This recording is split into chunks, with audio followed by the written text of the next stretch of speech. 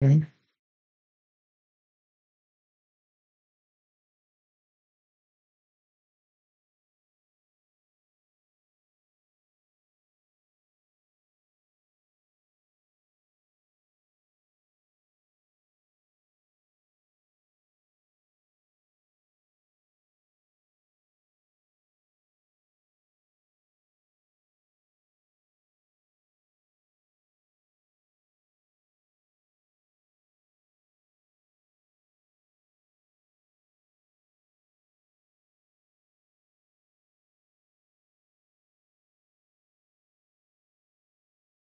स्वागत है दोस्तों आप सभी तमाम विद्यार्थीगण का। देखिए आज के इस वीडियो में हम लोग क्लास 12 इंग्लिश का जो पहला नंबर चैप्टर है बच्चों, इंडियन सिविलाइजेशन एंड कल्चर, उसका लाइन बाय लाइन एक्सप्लेनेशन करने वाला है। इस वीडियो को पूरा देखने के बाद आपको कहीं पर कोई दिक्कत नहीं होगा, ठीक है। इसको पूरा एकदम बढ़िया से हिंदी अर्थ के साथ बताएंगे और कहीं पर दिक्कत होगा आप लोग जरूर कमेंट कीजिएगा, ठीक है ना। क्या कि ये पूरा बढ़िया से हम आपको चैप्टर पढ़ाने वाले हैं, क्या कि इसके पहले हम आपको समरी सिर्फ करवा के छोड़ दिए थे, लेकिन अब इस वीडियो में हम क्या करने वाले हैं, आपको पूरा लाइन बाय लाइन हिंदी अर्थ के साथ बताएंगे। तो इस वीडियो को पूरा देखिए।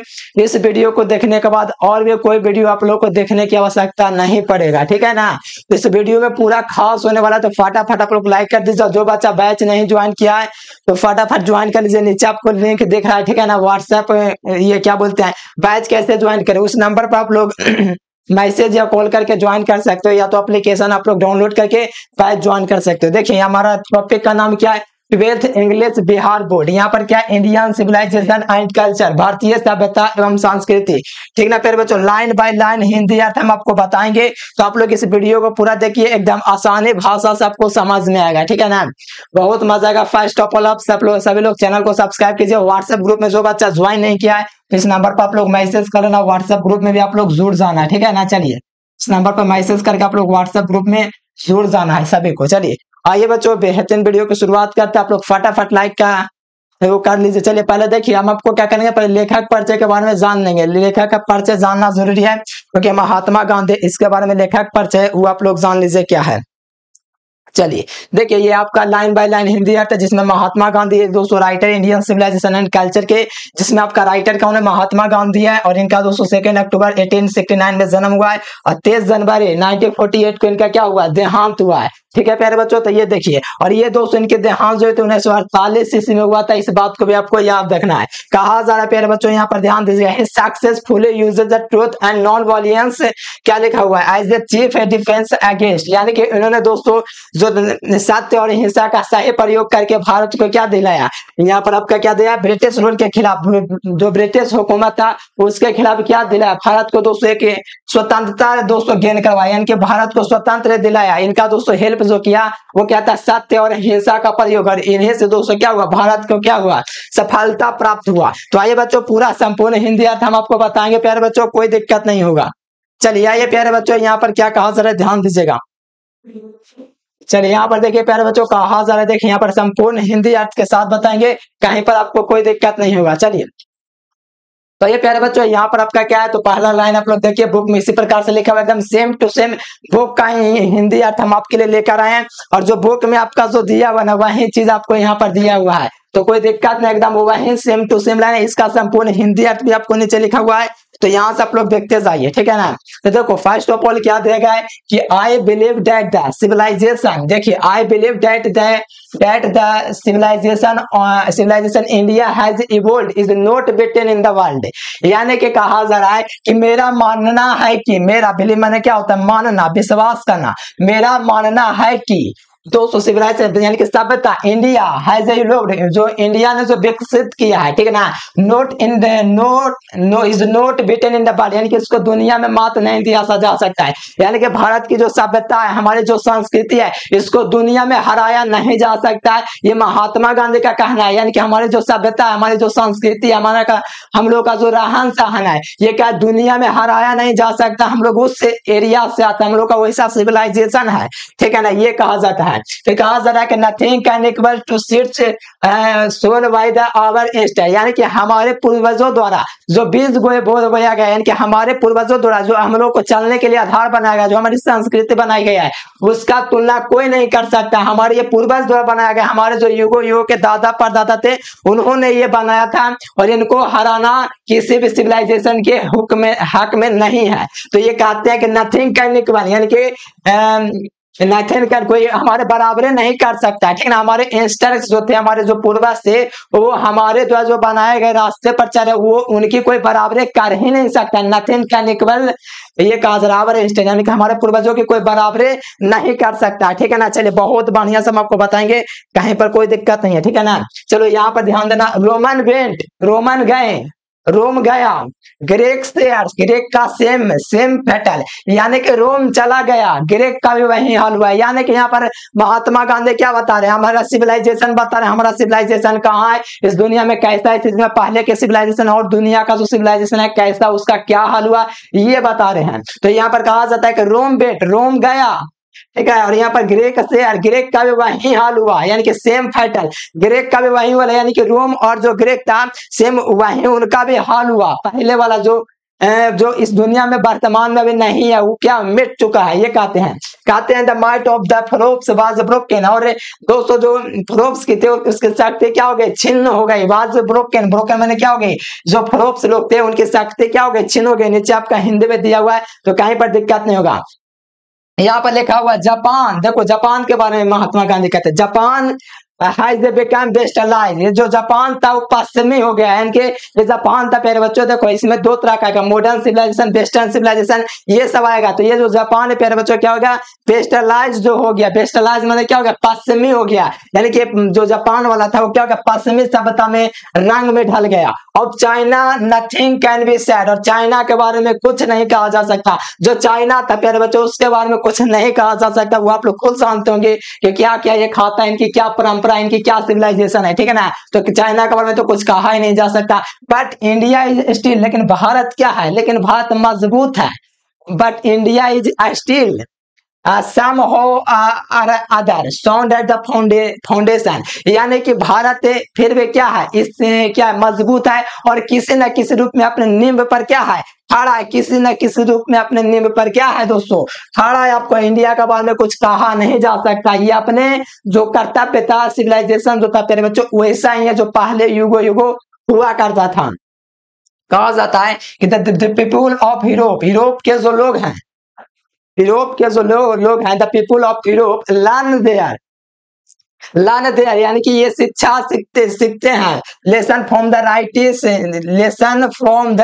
Writings of the man of Greek और Rome which notes exist longer in the former glory, यानी कि जो ये तो यूरोप के लोग जो है अपनी शिक्षा सीखते हैं, किससे, तो अपनी शिक्षा जो है किससे, रोम और ग्रीक के लेखों के द्वारा सीखते हैं। यानी कि यूरोप जो लोग है, यूरोप में जितने महादेश हैं ये दोस्तों कॉपी करते हैं किसके, तो रोम और ग्रीक की, यानी कि रोम और ग्रीक के क्या करते थे, उनके लेखों के द्वारा दोस्तों सीखते थे लोग, जो कि वर्तमान में क्या जिंदा नहीं है। कहा जा रहा है कि क्या कहा जा रहा है, यहाँ पर ध्यान दीजिएगा, Rome which exist no longer in their form glory, और इनके दोस्तों क्या है, वो मिट चुका है, उनसे ये क्या, यूरोप के लोग क्या है, तो अपने जो है सिविलाइजेशन को सीख रहे हैं, यानी कि सीखने का प्रयास कर, लर्न देयर, यहाँ से आप लोग पढ़ सकते हो, यहाँ से पीपुल ऑफ यूरोप, यूरोप के जो लोग हैं वो सीखते हैं किससे, lesson from the writing of the man of Greek और क्या लिखा हुआ, ग्रीक और रोम, यानी कि रोम और ग्रीक के लोगों से ये जो है ये यूरोप के लोग क्या अपने शिक्षा को सीखते हैं,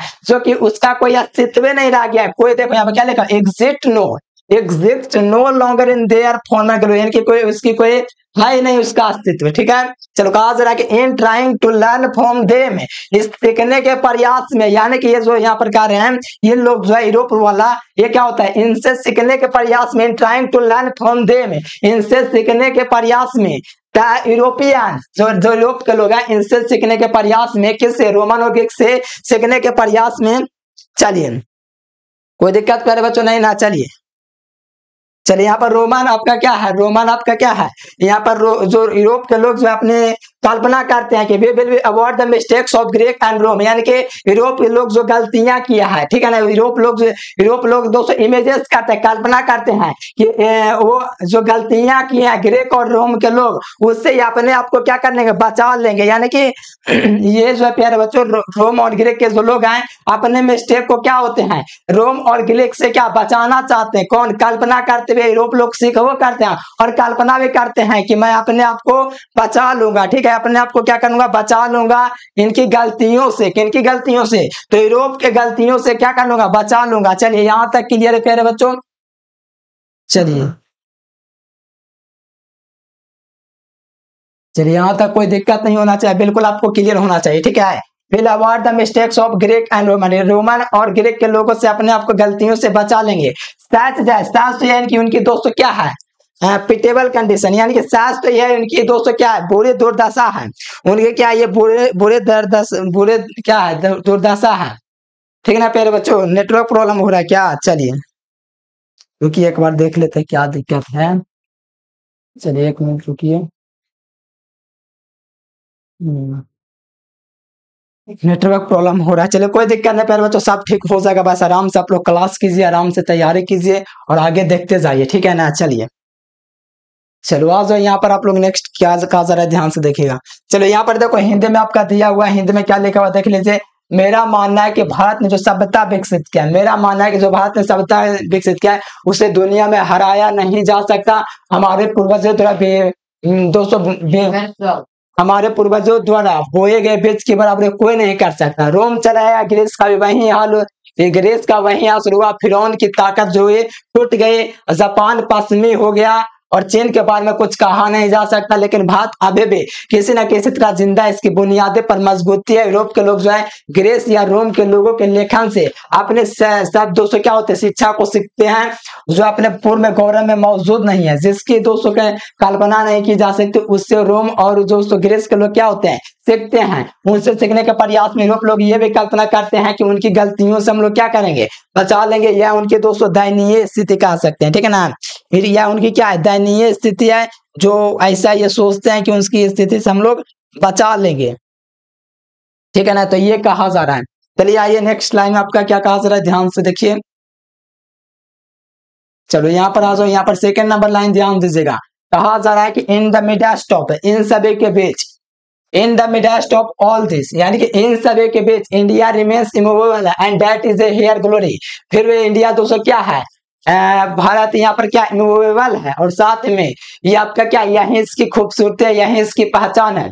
इन सभी के बीच में भारत क्या इमूवेबल है, फिर भी इसकी क्या पहचान है या इनकी सुंदरता है, ये कहा जा रहा है, ये भारत की खूबसूरती है जो ऐसा है, ठीक है। It is the charge against India that here people are uncivilized, ignorant and stolid, and that is not possible to induce them to adopt any changes। यानी कि भारत के खिलाफ क्या लगाया जाता है, भारत के खिलाफ इट इज अगेंस्ट, यानी कि चार जगह, यानी कि भारत के खिलाफ क्या लगाया जाता है दोस्तों, आरोप लगाया जाता है कि इंडिया के जो लोग हैं, इंडिया दैट हियर पीपल, यहाँ के जो लोग हैं, सो इसलिए क्या है, अनसिविलाइज्ड यानी कि असभ्य हैं, इग्नोरेंट, इग्नोरेंट का मतलब अज्ञानी, और एंड स्टोलिड माने भोंदू, ठीक है, भोंदू।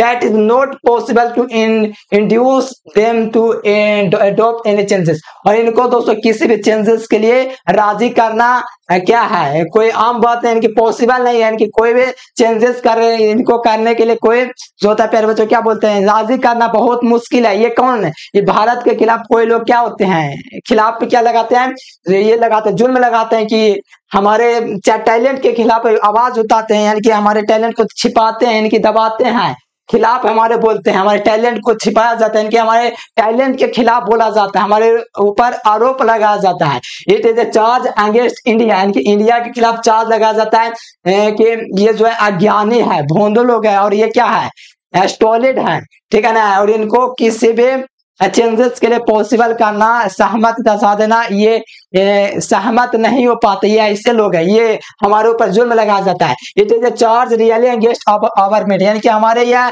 प्रतिभा के खिलाफ क्या है एक कह सकते हो हमारे दोस्तों जो हमारे जो प्रतिभा है उससे क्या हमारे मेरिट के खिलाफ क्या है, समझिए क्या क्या किया जा रहा है, जुल्म किया जा रहा है हम लोग के ऊपर, ठीक है ना। हमारे जो है हम लोग जैसा है वैसा है, ठीक है, लेकिन हमारे जो मेट है उसके ऊपर क्या आवाज उठाया जाता है, ठीक है। यहाँ पर देखिए कहा जा रहा है कि बट वी हैव टेस्टेड, जहां तक हम लोगों ने टेस्ट किया है, एंड फाउंड ट्रू, हम लोगों ने जहां तक पाया है, ऑन द एनुअल ऑफ क्या है एक्सपीरियंस, जहां तक हम लोगों ने एक्सपीरियंस किया है, जहां तक हम लोगों ने अपने कसौटी पर अपने आप को करा पाया है, जहां तक हम लोगों ने अपने को देखा है कि हम लोग सही जगह पर चल रहे हैं, फिर डू डेयर नोट चेंज, यानी कि वे डेयर नोट चेंज, हम लोग किसी भी चेंजेस के लिए राजी नहीं हो सकते हैं।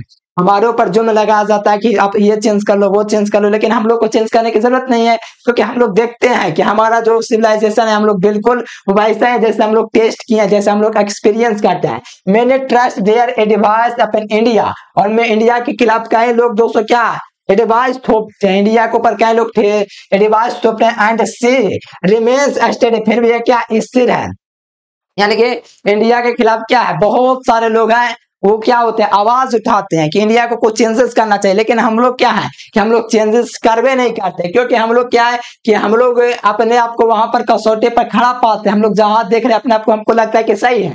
तो मैंने यानी कई लोग भारत के ऊपर विभिन्न प्रकार के जुल्म माने कि जो होता है क्या बोलते हैं बहुत सारा जो होता है कि माने कि दबाया जाता है इनके यहाँ के टैलेंट को, एंड सी क्या रिमेन्स स्टेडी, फिर भी क्या स्थिर है, दिस इज हर ब्यूटी, यही इसकी खूबसूरती है, और यही सी एंकर ऑफ आवर होप, यही आशा की एक किरण है। अब यहाँ पर देख लो हिंदी में देखोगे तो इनकी इन सभी के पीछे भारत के आंचल है, यही उसकी गौरव है, भारत पर आरोप लगाया जाता है कि यहाँ की जो जनता इतनी असभ्य ज्ञानी और मूर्ख है कि उसे किसी परिवर्तन के लिए प्रेरित करना संभव नहीं है। वास्तव में यह हमारी योग्यता के विरुद्ध क्या है आरोप है, यानी कि हमारे ऊपर आरोप लगाया जाता है कि हम जो इंडियन है वो भोंदू लोग हैं, अज्ञानी है, असभ्य है। हमने जो परीक्षण किया यानी हम लोगों ने जो टेस्ट किया है और अनुभव को कसौटे पर खरा पाया, यानी कि हम लोग जहां तक अपने सिविलाइजेशन को देखें हम लोग को लगता है कि हम लोग बिल्कुल सही रास्ते पर हैं। यह वास्तव में हमारे बदलने का साहस नहीं करता, हम इसको कहीं बदलने का साहस नहीं कर सकते हैं। कई लोग भारत पर सलाह थोपते हैं फिर भी यह स्थिर है, यही उसकी आशा की एक किरण है। ये था प्यारे बच्चों सेकेंड लाइन। चलो आ जाओ यहाँ से आपका यहाँ पर देखोगे नेक्स्ट लाइन क्या कहा जरा ध्यान से देखिएगा, इसको कहा जरा कि सिविलाइजेशन इज द डाइट, देखिए यहाँ पर देखिए कितना बढ़िया लाइन लिखा गया है, civilization is the diet made of the conduct which point of to man to path of क्या है path of duty, performance of duty and observes my of morality, यानी कि कहा जाता है कि civilization that made of conduct सभ्यता कि वह पद जो मनुष्य को मार्ग दिखाते हैं कि सिविलाइजेशन वह पद्धति है, ठीक है, मनुष्य को क्या दिखाते हैं पाथ ऑफ ड्यूटी, कर्तव्य का रास्ता दिखलाता है, यही सिविलाइजेशन होता है, यानी कि सभ्यता का आचरण वह पथ जो मनुष्य को कर्तव्य का मार्ग दिखाती है, पाथ ऑफ ड्यूटी दिखाती है, ठीक है। यहाँ पर कहा जाए कि परफॉर्मेंस ऑफ ड्यूटी, परफॉर्म नैतिकता का पालन, एंड ऑब्जर्व यानी कि नैतिकता का पालन करने का मतलब क्या है ऑब्जर्व टू मोरालिटी, यानी कि यहाँ पर आपका क्या नैतिकता का पालन करना, कन्वर्टिबल टर्म्स, और ये परिवर्तनीय दोस्तों क्या है ये आपका परिवर्तनीय आपका शब्द है, ठीक है ना, ये एक दूसरे पर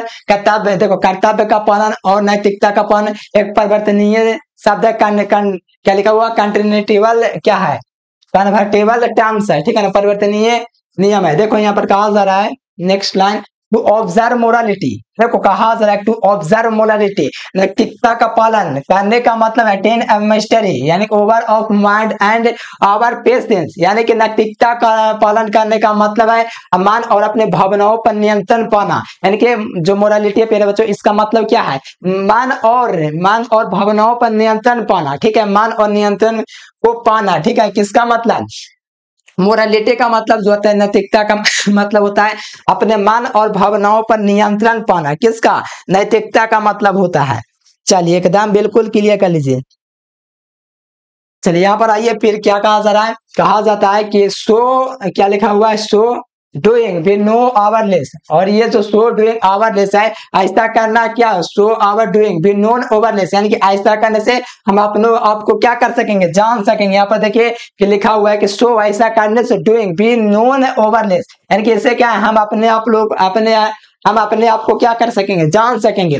the Gujarati equivalent for civilization means good conduct, यानी गुजराती इक्विवेलेंट का मतलब क्या होता है, गुजरात में जो सिविलाइजेशन का मतलब होता है अच्छा आचरण, गुड कंडक्ट होता है। कहाँ, ये आप लोग का कहाँ पर, तो याद रखना प्यारे बच्चों, यहाँ पर आपका कहाँ, तो गुजरात में जो होता है गुड कंडक्ट होता है सिविलाइजेशन का मतलब, ठीक है।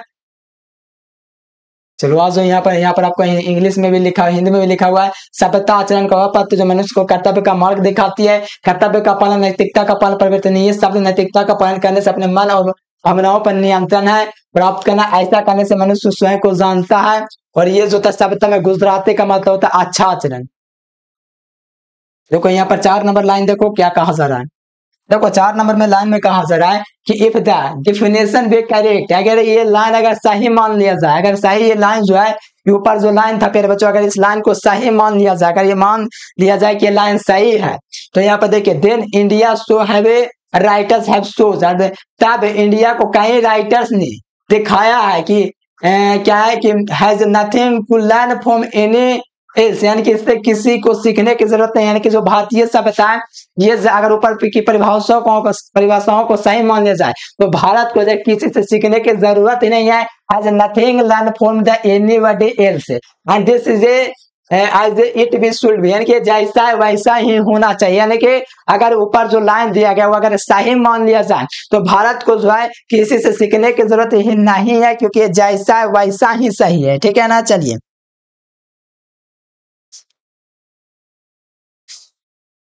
चलिए ठीक है, थोड़ा प्यारे बच्चों नेटवर्क प्रॉब्लम में फिर से इसको वीडियो को अपलोड कर देंगे कहीं, ठीक है ना, तो कोई दिक्कत ना होगा।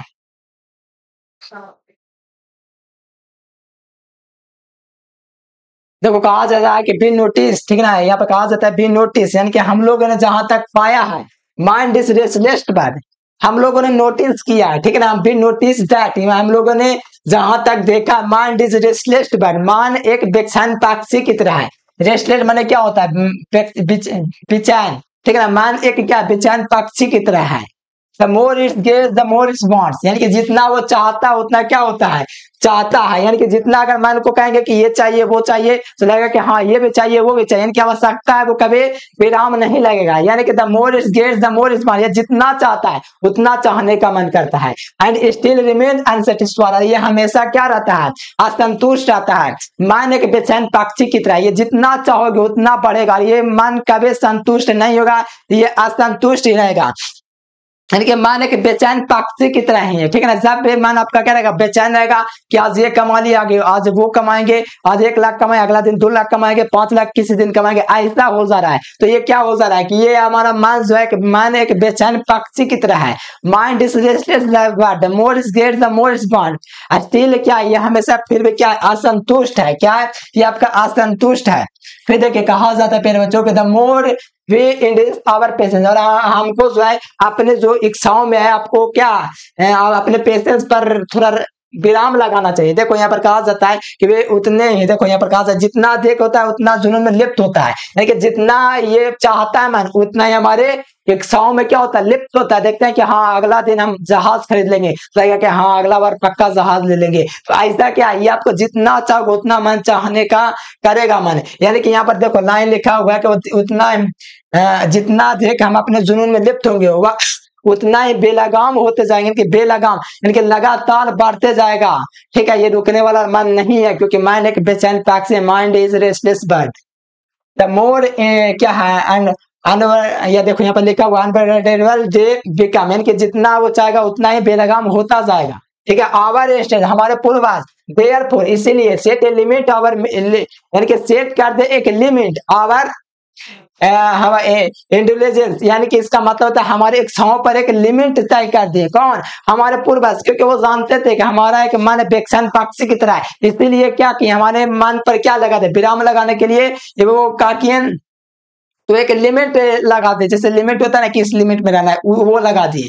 They said out the happiness was largely A mental condition, जहां तक उन्होंने देखा खुशी काफी हद तक एक मानसिक क्या है, एक मानसिक, एक काफी हद तक मानसिक स्थिति है। यानी कि ये जो मेंटल कंडीशन है, जैसे कि ऐसे लग जाता है, वो क्या कुछ क्षण की खुशी है, ये क्या कुछ क्षण की जो खुशी है वो आपका क्या है, एसी वाला रूम, ठीक है ना, फिर तो आपका घर में ही आ जाता है, कहीं बाहर निकालते हैं। यानी कि काफी हद तक क्या है, एक मानवीय, ठीक है ना, एक मानसिक स्थिति होती है। यानी यहाँ पर कहते हैं ये Mahatma Gandhi, happiness was largely mental condition, ये कि क्या है, एक दोस्तों मानसिक स्थिति है, ठीक है ना, ये सब आपको कहते हैं। आगे पढ़े तब पूरा आपको समझ में आ जाएगा।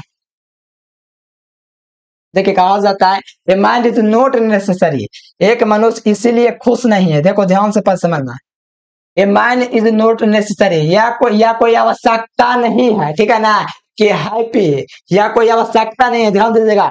A mind is not necessary happy because he is rich, एक आदमी खुश है तो इसकी आवश्यकता ये नहीं है कि वो अमीर है। कहा जा रहा है कि कोई व्यक्ति अगर खुश है तो इसका आवश्यकता ये नहीं है कि वह क्या है, अमीर है। यानी कि अगर कोई व्यक्ति खुश नहीं है क्योंकि वह क्या है, गरीब है, क्या लिखा हुआ है, a man is not necessary, या कोई जरूरी नहीं कि कोई आदमी है वो आपका खुश नहीं है, ठीक है ना, नेसेसरी खुश है नहीं है, बिकॉज इज रिच। यानी कि कहा जा रहा है कोई व्यक्ति है प्यारे बच्चों खुश है, ठीक है, तो इसका मतलब ये नहीं है कि वो अमीर है, ठीक है ना। कोई व्यक्ति खुश है तो इसका मतलब ये नहीं ना हुआ कि अमीर हो गया, ये कहा जा रहा है। और unhappy because he is poor, यानी कि कहा जा रहा है जो लोग दुखी हैं इसका मतलब ये नहीं ना हुआ कि वो गरीब हैं, देखो लिखा हुआ है। और unhappy because he is poor, यानी कि यहाँ पर लेखक कहना चाहते हैं जो खुश दिख रहे हैं इसका मतलब ये नहीं है कि वो राजा है, और जो दुख आपको दिख रहा है इसका मतलब ये नहीं है कि वो गरीब है।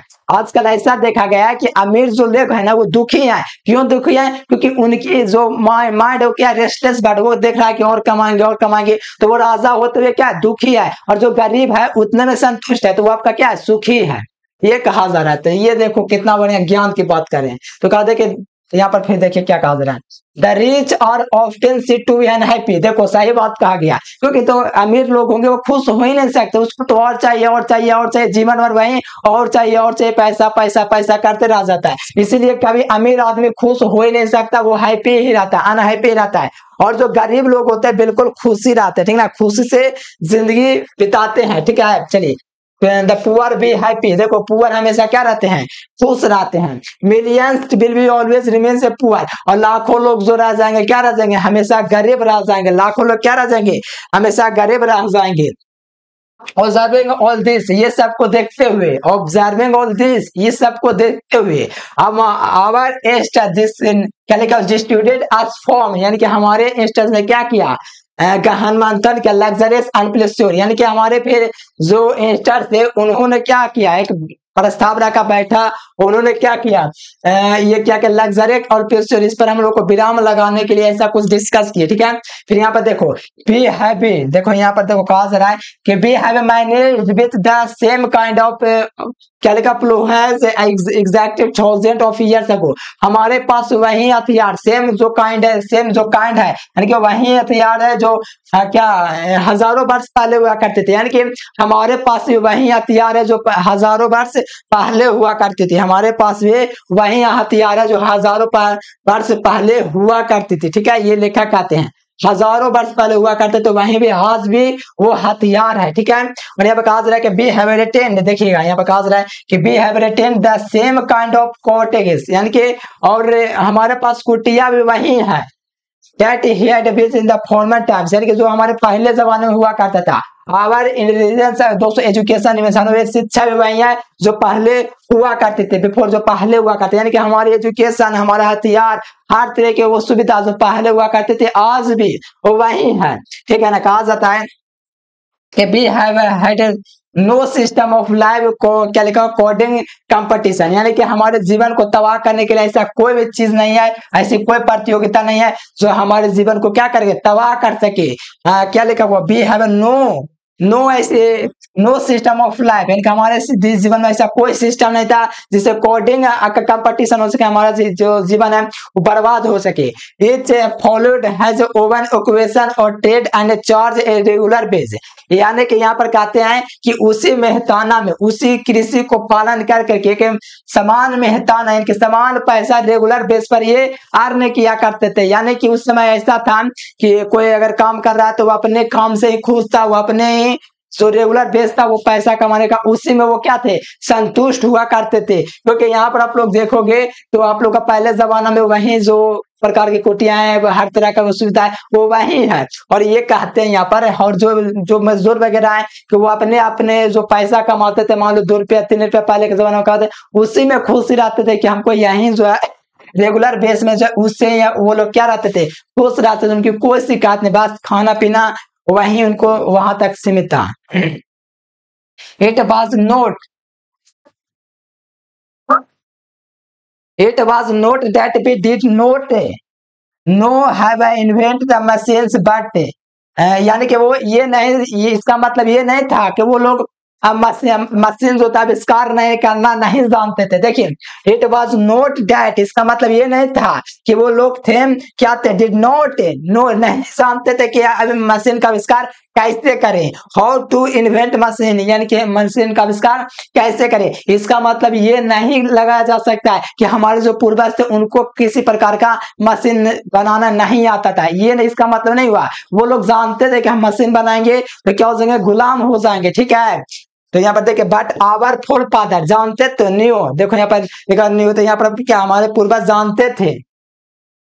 देखो यहाँ पर देखो हिंदी में लिखा हुआ है, बढ़िया से पढ़ लीजिए। वो जानते थे कि if set our hearts after a such things, और यहाँ पर वो जानते थे कि हमारा जो दिल है अगर उसमें लगा बैठे, हमारा दिल जो है उसी में रह जाएगा। यानी कि दिल हमारा कहीं और नहीं लगाना है, जिस चीज में मेरा दिल है उसी में हम लोग को लगाना है। we would become slaves and lose our moral fiber, यानी कि अगर उसमें हम लोग गुलाम हो जाएंगे और अपना जो नैतिक मोरल जो फाइबर होता है, मोरल फाइबर है, उससे हम लोग क्या हो जाएंगे, हाथ धो बैठेंगे। यानी कि हमारी जो नैतिकता जो पालन करने का है उससे हम खो बैठेंगे। अगर ये सब का हम गुलाम हो जाएंगे तब किसका, जब मशीन का आविष्कार करने लगेंगे तो हम जो होंगे क्या हो जाएंगे, उसके पीछे पागल हो जाएंगे, उसी के प्रति जीना होगा, उसी के प्रति मरना होगा। यानी कि हमको ऐसे चाहिए, सोते समय ऐसे चाहिए, हमको ये नशावा चाहिए, उन्हें चाहिए, हमको एकदम बढ़िया बढ़िया रहन सहन चाहिए। ये हो जाएगा क्या, ये आपका क्या हो जाएगा, इससे हम लोग गुलाम हो जाएंगे, कोई काम करने का मन नहीं करेगा, लगेगा क्या बैठे बैठे सब काम हो जाए, ये हो जाएगा।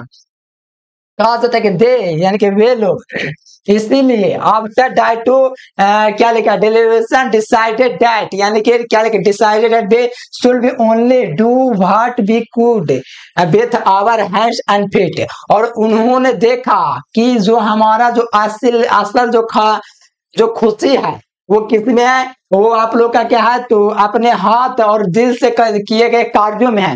यानी कि अपने हाथ और हैंड से जो कार्य करते हैं उसी में वास्तविक खुशी है, ये कहते हैं महात्मा गांधी।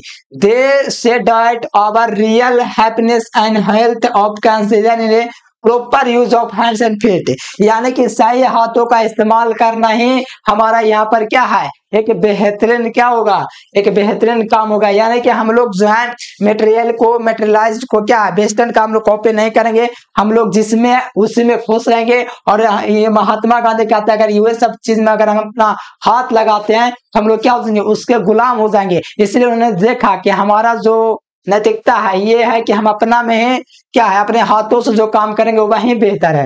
अब देखो यहाँ पर हिंदी समझ लो, देखो इसका संपूर्ण जो था छठा जो पैराग्राफ था, इसमें देखो छठा पैराग्राफ में क्या था, जरूरी नहीं कि आदमी खुश हो क्योंकि वह अमीर है, जरूरी नहीं है कि कोई आदमी खुश है तो वह अमीर है, क्योंकि ऐसा देखा गया कि गरीब लोग खुश होते हैं, या दुखी है तो वह गरीब है, दुखी है तो वह गरीब, ऐसा नहीं है।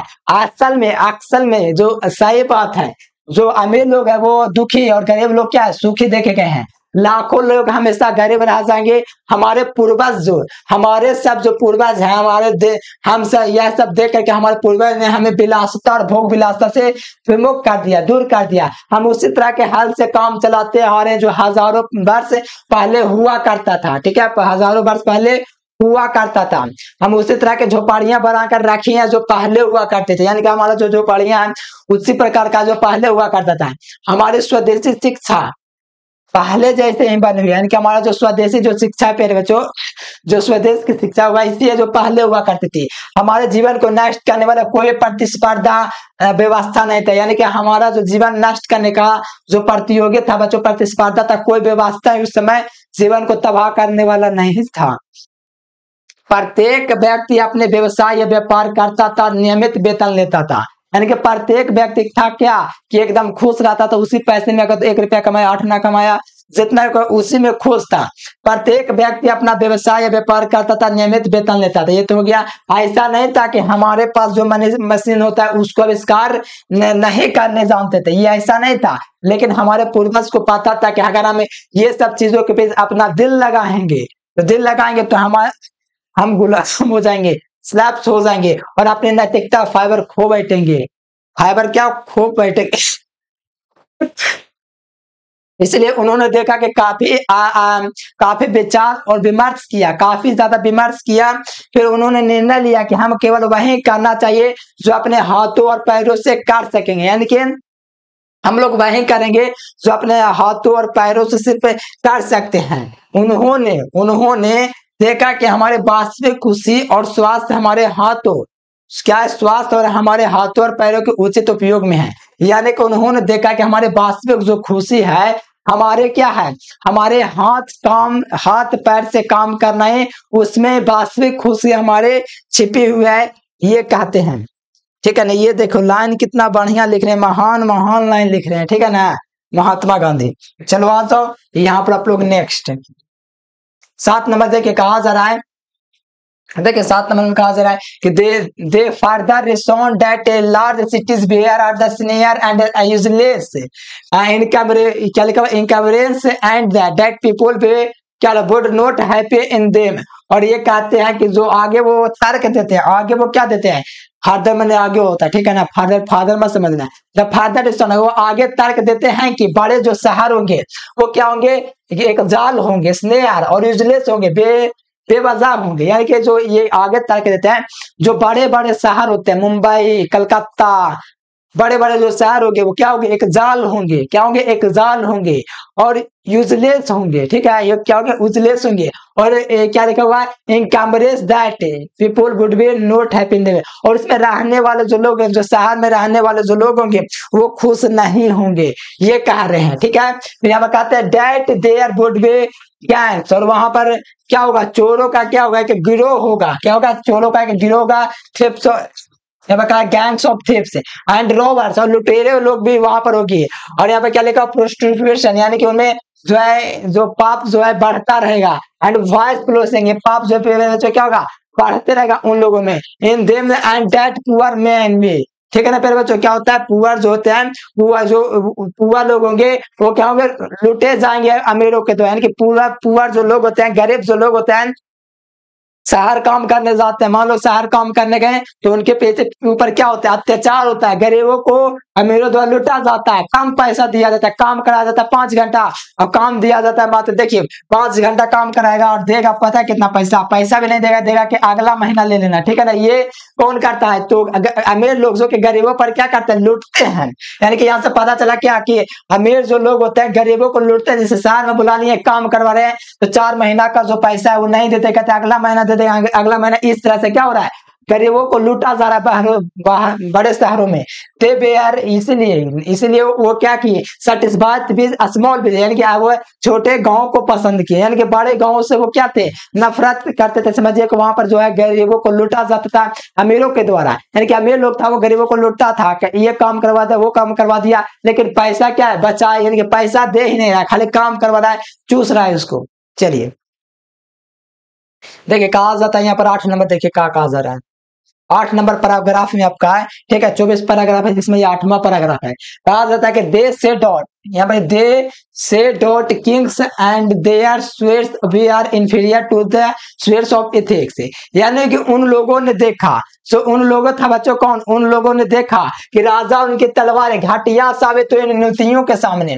यानी कि एजुकेशन के सामने जो राजा की तलवारें थी, जो किंग्स था बच्चों, इसका जो किंग्स की तलवारें थी इंफीरियर साबित हुआ, यानी कि घटिया साबित हुआ, कमजोर साबित हुआ। कहां पर, इन नीतियों के सामने। ठीक है, नीतियों के सामने। और कहते हैं कि और वे लोग देयरफॉर, इसीलिए इसलिए head of the servants of the क्या earth of to be the inferior to the क्या है रिसेस एंड फकीर। देखो यहाँ पर आपका हिंदी में लिखा हुआ है कि इसलिए उन्होंने पृथ्वी के साथ को फकीरों से कमतर माना, ठीक है ना, कमतर माना इस तरह। और यहाँ पर देखो nation with a constitution like this the filter to teach other than to learn from the other, यानी कि इस तरह संविधान एक राष्ट्र से सीखने की जरूरत है, ना कि तो यहाँ पर क्या कहा जा रहा है, इस तरह संविधान वाला राष्ट्र दूसरे से सीखने के तुलना में दूसरों को सिखाने में अधिक सक्षम है।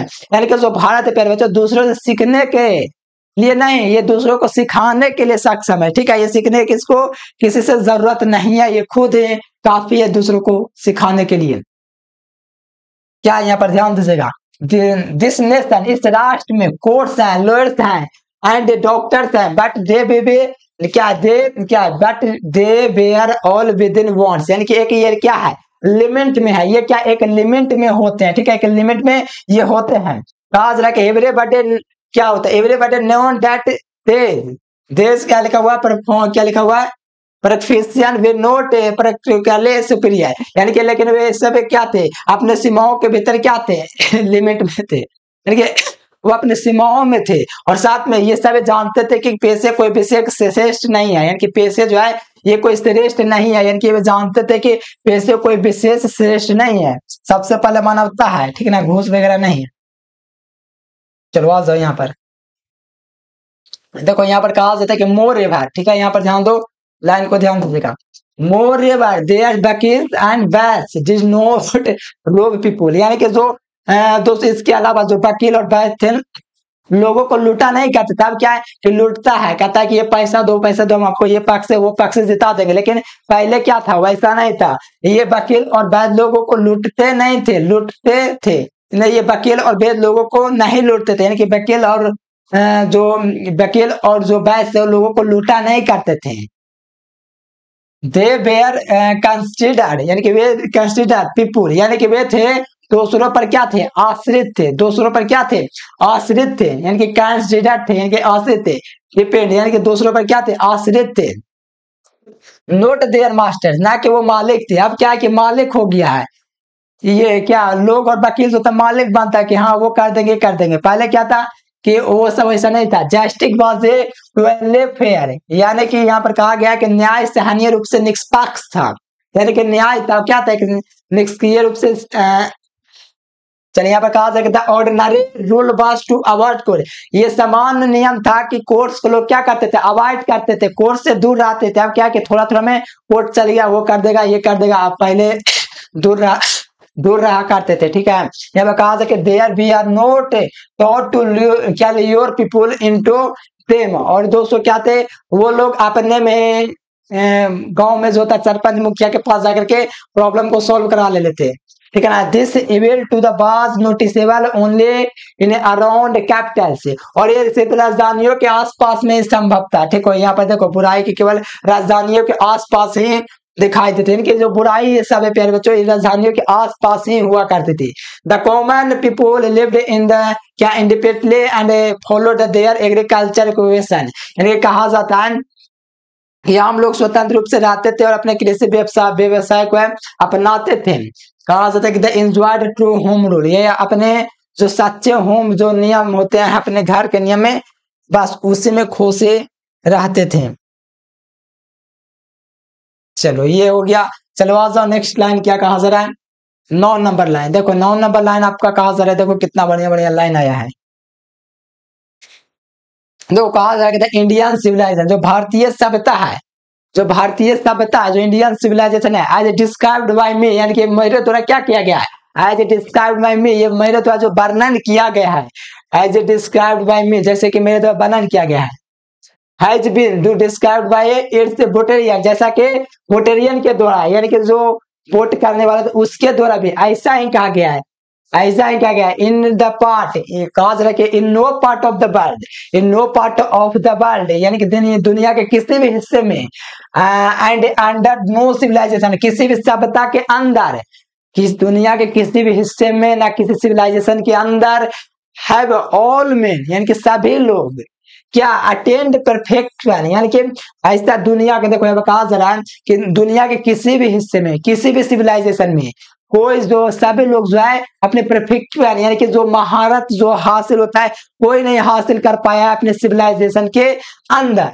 कहा जाता है कि the tendency of Indian civilisation is क्या लिखा हुआ, इवोल्यूट, क्या लिखा हुआ है, इलेवेट द मोरल बीइंग्स, यानी कि कहा जाता है जो भारतीय सभ्यता की जो प्रवृत्ति है वो क्या है, मोरल बीइंग है। क्या है भारतीय सभ्यता की जो प्रवृत्ति, क्या है, तो यह दोस्तों क्या है, तो मोरल बीइंग है। ठीक है, चलो भारतीय सभ्यता की प्रवृत्ति नैतिक को ऊपर उठाने की है। ठीक है ना, moral being that of the western civilisation is the क्या, प्रोग्रेट इमोरलेंट, इमोरलेंटली, यानी कि जो ये जो होता है पश्चिमी सभ्यता क्या है, ये अनैतिकता जो होता है उसको बढ़ावा देगा। ठीक है, ये तो दे लेटर्स द क्या, गॉडलेस, वो क्या है, भगवान में विश्वास नहीं करता जो पश्चिमी सभ्यता है।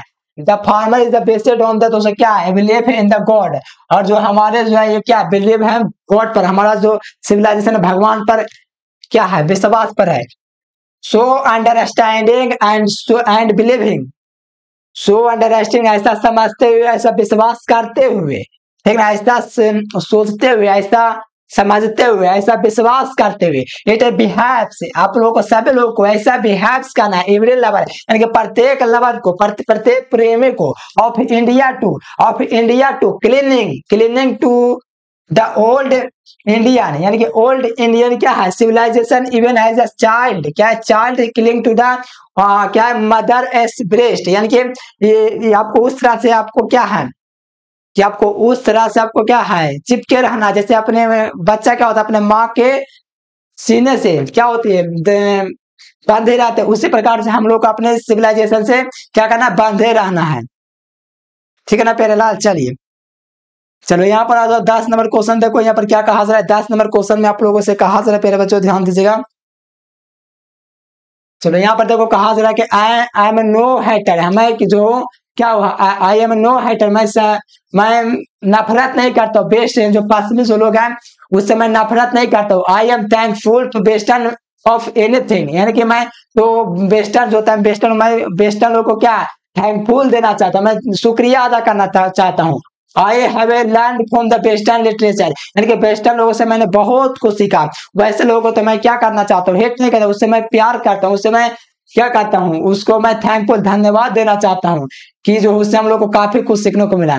But I am thankful to modern civilisation for teaching me that if we want to the rise to its क्या है, fullest highest, I must all the my क्या है, क्या countrymen, frankly that after years and years of experience of modern civilization I have learned to the one lesson from the that is a must son of the all coast, यानी कि ये लोग जो होते हैं महात्मा गांधी बहुत कुछ सीखे, किसमें, पश्चिमी सभ्यता से, और ये अपने इससे पता चला कि भारतीय जो सभ्यता है इसको काफी आगे तक ले जाना है। ये सोचते हैं कौन, तो महात्मा गांधी सोचते हैं कि ये हमको बहुत आगे तक ले जाना है, ये पश्चिमी सभ्यता से इन्होंने शिक्षा पाई है। ठीक है, और यहाँ पर देखो हिंदी में लिखा, मैं पश्चिमी सभ्यता से नफरत नहीं करता, पश्चिमी सभ्यता को तो मैं बहुत कुछ सीखा, इसके लिए मैं पश्चिमी का आभारी रहूंगा, लेकिन मैं आधुनिक सभ्यता का आभारी हूँ कि उन्होंने मुझे सिखाया कि अगर मैं चाहता हूं कि भारतीय अपना पूरी ऊंचाई तक पहुंचे तो मुझे अपने देशवासियों को स्पष्ट रूप से बताना होगा कि आधुनिक सभ्यता वर्षों के बाद मैंने इससे काफी कुछ सीखा है, और ये हर कीमत पर त्याग करना क्या है,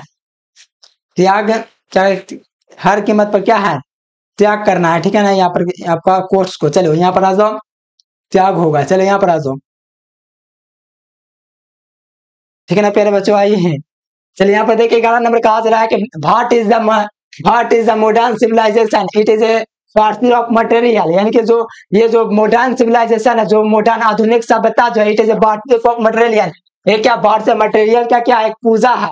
ठीक है, it is the birth of the brute it as, और ये हमारे अंदर क्या है, हमारे अंदर मौजूद पाश्विक की पूजा है, ये कहा जा रहा है। It is a under related क्या materialism, and modern civilisation is nothing if the does not thankful every step of the of क्या लिखा मटेरियल, क्या मटेरियल सिविलाइजेशन ये कहते हैं। तो आधुनिक सभ्यता कुछ भी नहीं है, और हरदम क्या हर कदम भौतिक सभ्यता के विजय के बारे में क्या करती है, सोचती है, नहीं सोचते। ठीक है, ये कहा जाता है।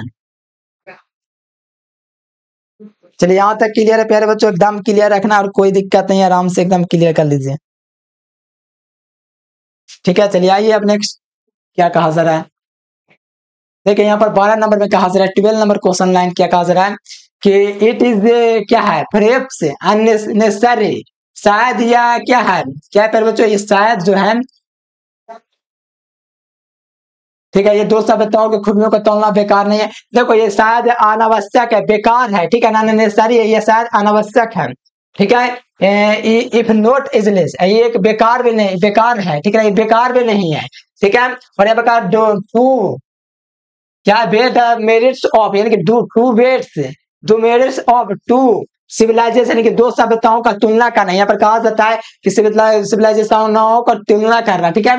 It is likely that the best has evolved the civilization suited to the climate and क्या लिखा हुआ है सराउंडिंग एंड सिमिलरली, यानी कि यहाँ पर दोस्तों कहते हैं कि यह संभव नहीं कि पश्चिमी ने, ठीक है, ये पश्चिमी ने क्या किया है, अपने जलवायु और परिवेश के अनुकूल एक सभ्यता विकसित की, यानी कि वो सभ्यता उनकी जलवायु के अनुसार उन्हीं को रास आता होगा, भारत को नहीं। ये कहते हैं we have a civilisation suited for our condition, कि अपने कंडीशन के अनुसार उनको ये सूट करता होगा और हम लोग को सिविलाइजेशन हमको सूट करता है। And both and good in the their over क्या रिस्पेक्टिबल एस्पिरेशंस, यानी कहा जा रहा है कि हमारे पास अपने परिस्थितियों के अनुकूल एक सभ्यता है और उन दोनों अपने में क्या है, क्षेत्र में अच्छे अच्छे हैं।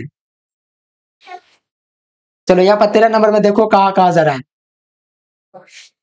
चलो यहाँ पर 13 नंबर में कहा जा रहा है कि the distribution the characteristic of the modern civilisation is the indefinite, ठीक है, इंडेफिनिट मल्टीप्लिसिटी ऑफ द क्या ह्यूमन वांट्स, यानी कि कहता है आधुनिक सभ्यता के विशिष्ट विशिष्टता मानवीय आवश्यकताओं को क्या है अनिश्चित बहुलता है, यानी कि जितना क्या ये आधुनिक सभ्यता के आप लोग जितना चीज लीजिएगा तो लगेगा कि हाँ ये भी ले वो भी ले, सब कुछ लेकर रख दे, सब कम बैठे बैठे हो, ये हो जाता है इंडेफिनिट मल्टीप्लाई, जितना चाहेंगे ये आपका बढ़ेगा आधुनिक में, ठीक है।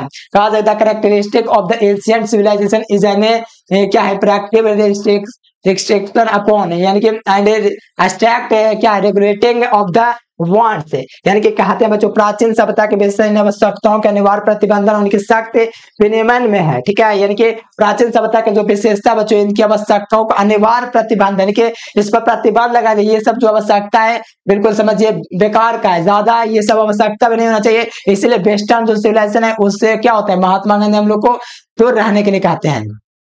द मॉडर्न सिविलाइजेशन और वेस्टर्न सिविलाइजेशन क्या है, क्या लिखा हुआ है इंस्टेबिलिटी अराइज और really from the bonds of living fight in दोस्तों क्या future state and therefore in क्या लिखा डिवाइनिटी, ठीक है ना डिवाइनिटी। तो यहाँ पर कहते हैं कि आधुनिक व पश्चिमी सभ्यता अतिरिक्त भाषा में क्या भविष्य की स्थिति या इससे देवत्व में विश्वास की कमी से उत्पन्न होता है, ये सब है प्यारे बच्चों, ठीक है ना, ये सब आपको करना। देखे कहा जाए the restraint of the ancient of क्या है ईस्टर्न सिविलाइजेशन, ठीक है, पश्चिमी यहाँ पर arise from the belief often as a spite of the over less and future state that क्या लिखा हुआ एग्जिस्टेंस ऑफ द क्या डिविंग पावर, कहते हैं कि प्राचीन या पूर्वी सभ्यता का संयम अक्सर स्वयं के बावजूद भविष्य की स्थिति और दैवीय शक्ति के अस्तित्व में विश्वास उत्पन्न करता है, ठीक है, दैवीय के बारे में बताया गया विश्वास के प्रति। चलो देखो यहाँ पर बहुत बढ़िया लाइन लिखा गया, इसको आप लोग पढ़िए क्या लिखा हुआ है। Some of the immediate and the brilliant result for the modern inventions are to क्या लिखा मेडिंग टू द रेजिस्ट, यानी कि कहते हैं आधुनिक आविष्कारों ने दोस्तों तत्कालिक परिणाम को इतना हवा कर दिया है प्यारे बच्चों की उनका विरोध नहीं किया जा सकता है, यानी कि आज का जो आविष्कार हुआ है कि इसको दोस्तों कोई विरोध कर ही नहीं सकता है, लगता है कि हाँ ये आविष्कार हुआ है तो हमको पास भी आना चाहिए, यानी कि कहा जाता है कि आधुनिक आविष्कार कुछ ऐसा तत्कालिक आविष्कार हो गया है कि परिणाम इतने भयावह है कि उनका विरोध ही नहीं कर रहे हैं, लेकिन इतना बढ़िया आविष्कार हो चुका है ऐसा ये सोचते हैं। बट आई हैव नो क्या manner of the doubt that the क्या victory of human lies in the date the resistance, ठीक है, यहाँ पर कहते हैं कि लेकिन मुझे इसमें कोई संदेह नहीं है कि मनुष्य की जीत उसके प्रतिरोध में निहित है, ठीक है।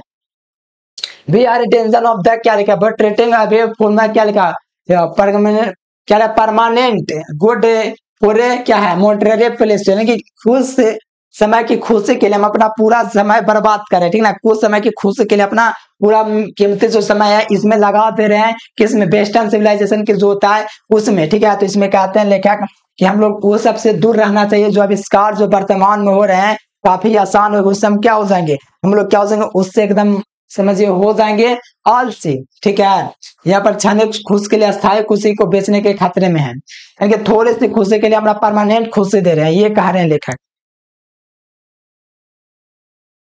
चलो यहाँ पर आ जाओ, आप क्या कहा जा रहा है,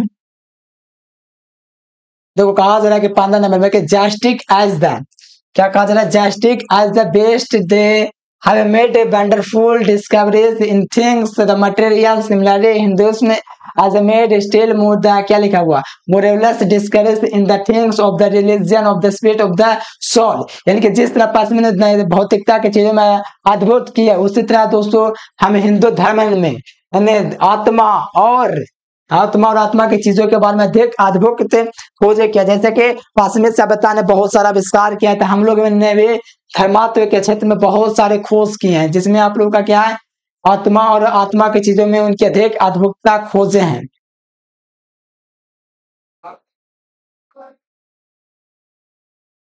देखिए कहते हैं कि but we have no any for this great and fine discoveries we are the delighted by the material progress that western science has made, यानी कि कहते हैं परंतु इन महान उत्कृष्टों में खोज हमारी नहीं थी, पश्चिमी सभ्यता जो भौतिक प्रगति की है उनसे हम चकित हैं, मैं उस प्रगति को मोहित नहीं हूं, यानी कि आश्चर्य नहीं करते हैं। I am note inverted by the क्या है द प्रोग्रेस, उससे खुशी से मैं जो मोहित नहीं हूँ।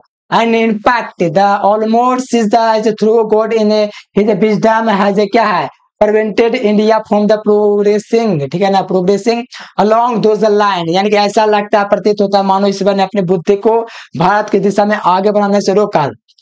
ठीक है, यहाँ पर कहा जा रहा है सो डैट माइट द क्या fulfil is the special mission of the restating of the क्या आवर्स ऑफ द मेटेरियलिज्म, यानी कि कहा जाए ताकि वह भौतिकवाद के आक्रमण पर क्या विरोध करने पे अपने विश्वास के मन को पूरा कर सके। ठीक है ना प्यारे बच्चों, चलिए ठीक है प्यारे बच्चों, आज के लिए इतना ही रख देते हैं। ठीक है ना, और बाकी 8 लाइन आपका रह गया तो और किसी वीडियो में करवा देंगे। ठीक है, फिर इसके बाद सब्जेक्ट भी करवाना है तो वो सभी हो जाएगा। ठीक है ना, तो आप लोग फटाफट क्या कीजिए, वीडियो को शेयर कर दीजिए। आपको क्विज लगाने के लिए क्या करना है, तो गूगल पर आपको सर्च करना है एजुकेशन लेक्चर। ठीक है ना, चलिए हम आपको बता देते हैं क्विज आपको कैसे लगाना है। देखो क्विज लगाने के लिए आपको गूगल में सर्च करना है एजुकेशन लेक्चर, लगा लेना जाकर के क्विज में, आप लोग गूगल पर सर्च करना है एजुकेशन लेक्चर। ठीक है, वहां से क्विज लगा लेना। चलो प्यारे बच्चों, ये जो वेबसाइट आपको है यही वेबसाइट आपको क्लिक करना है और क्विज लगा लेना है। ठीक है ना, चलिए आज के लिए फिलहाल प्यारे बच्चों इतना ही, और thanks for watching this video. जय हिंद, वंदे मातरम, जितना हो सके शेयर जरूर से कीजिएगा।